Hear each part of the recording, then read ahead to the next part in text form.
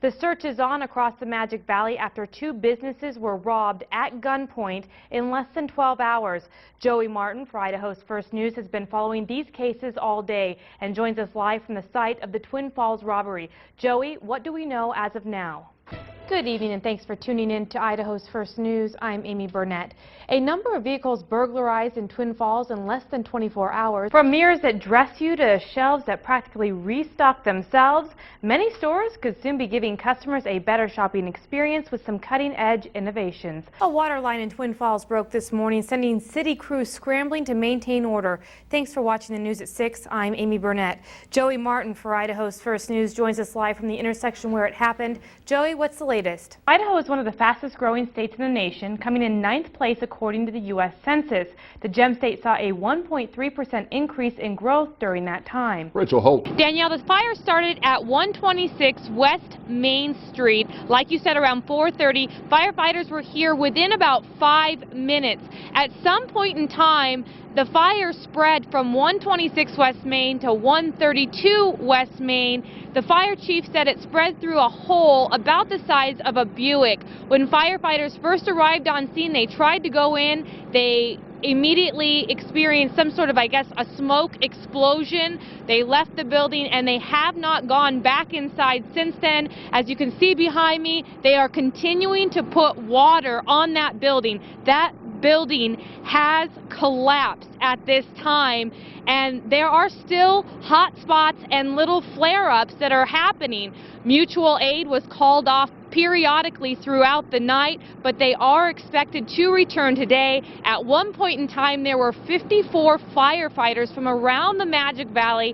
here battling these flames, trying to get it under control. Let's first talk about some of the elements you were battling last night. What factor did the wind play in this whole process?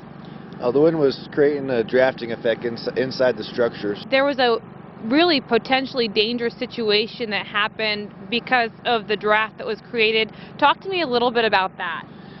Well, we initially... What's the process moving forward as far as the investigation?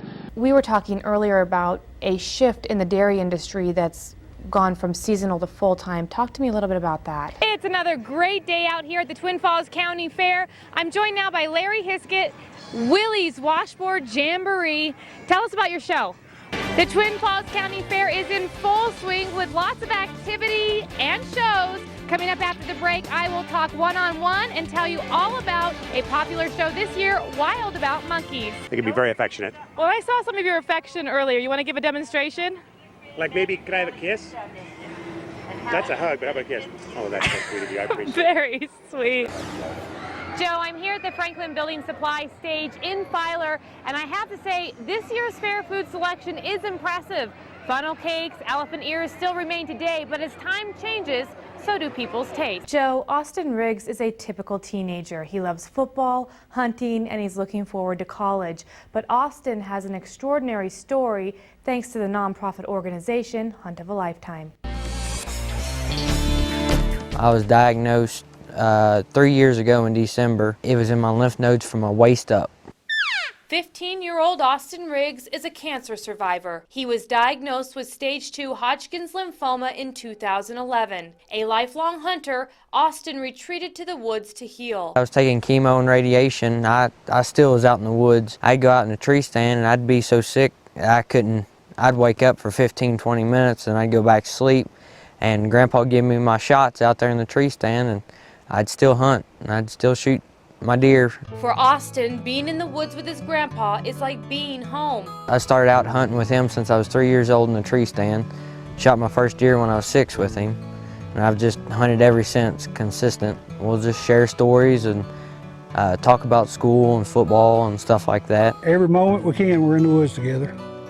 I've spent hundreds of hours in the woods with him. It was during treatment that Austin learned of a unique hunting opportunity. Well, when Austin was sick with cancer and they came through the hospital with a Make-A-Wish and was telling him he could go to Disney World or ride on a cruise ship, and he said, I want to go hunting. And I said, well, we don't offer a hunt. Later, Austin's caseworker returned with paperwork for a Hunt of a Lifetime. You know, when times are tough, everyone needs a dream, and looking forward to a hunt like this, a very special hunt, I think is really a great thing for the kids to have to dream for. Bryant Dunn is one of many volunteers who offer services free of charge to keep the program running.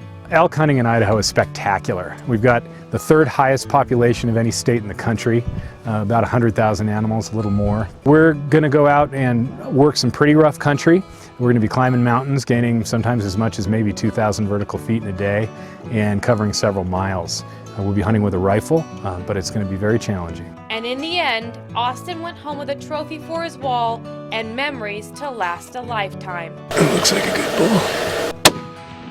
Congratulations! You just killed a beautiful bull. In Fairfield, Aimee Burnett, Idaho's First News. With winter weather in full swing, the Twin Falls Streets Department is working overtime. We've got 650 miles of road in the city. With just 5 trucks, department workers hit the streets. But their work begins long before the storm arrives. Depending on what the amount of snow that we're expected, we'll come in and we'll start pre-wetting. We have a lot of problem areas. They target the most dangerous roads and intersections first, like this steep hill on Grandview, which connects with Addison Avenue at the bottom. We use mag chloride, or we use another product if it's below 20 degrees called geomelt. It creates a surface between the pavement and the ice so the ice won't stick, and we can plow it off easier. Behind the scenes, protocols are in place at the city level to help the streets department. We have officers that are on patrol 24/7, obviously, and they're seeing the streets and they're driving those streets at all hours of the day and night. Part of their job is to identify the more dangerous streets and dispatch the plows. In emergency situations where the city is unable to keep up with the ice buildup, city leaders will notify the public. Through either our website, through local media, and we're working on an alert ID system that will be able to text people to let them know that we would just rather they stay home. Keeping citizens informed and safe is their top priority. In Twin Falls, Aimee Burnett. We begin with a developing story out of Minidoka County, where the Sheriff's Office is investigating a shooting. It's a story you heard here first on Idaho's First News at 5. Aimee Burnett for Idaho's First News has been following the story. She joins us now from the studio with the details. Aimee. Joe, the Minidoka County Sheriff's Office is releasing few details in the case, but here's what we do know. Shots rang out in a rural part of Heyburn Friday afternoon. Multiple law enforcement agencies responded after receiving a 911 call. At least 2 homes are being investigated. Hannelore Fabrash's husband came home around 3:30 and noticed cop cars at a home down the street. And so he went to the back door into the house to put up the groceries, and he noticed our front door was broken in.